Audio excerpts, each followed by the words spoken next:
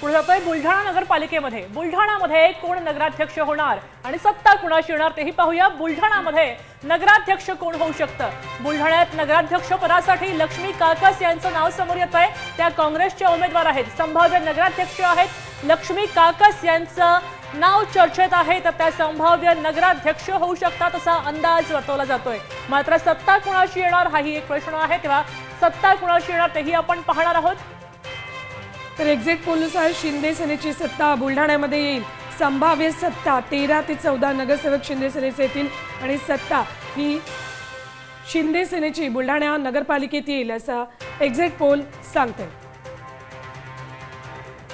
तर आमचे प्रतिनिधी संजय जाधव यांनी इथला अंदाज वर्तवलेला आहे, बघूया आपण। सध्याची स्थिती जी पाहिली पाहता या नगरपालिकेमध्ये वंचित बहुजन आघाडीची सत्ता आहे। यावेळीचा नगराध्यक्ष वंचित बहुजन आघाडीचा होता आणि तो आहे। आता येणारी ही जी मतदान पद्धती जी आहे, निवडणूक ही कोणाच्या कडे जाते, कोणाचा हा कौल नागरिकांचा कोणाकडे जातो याकडे शहरवासियांचे लक्ष लागले आहे।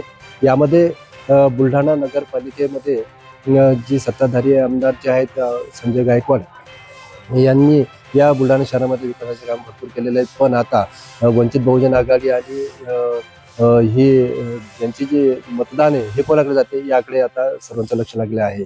कारण काँग्रेसचा उमेदवारही तसाच आहे आणि भारतीय जनता पार्टीचा उमेदवार आणि शिंदे गटाचा उमेदवार यामध्ये सरळ तिरंगी लढत होताना दिसत आहे। यामध्ये सरस जे आहे बाजू ही काँग्रेसची दिसून येत आहे। त्यामध्ये लक्ष्मी दत्ता काकस यांची सरस बाजू यामध्ये दिसून आलेली आहे।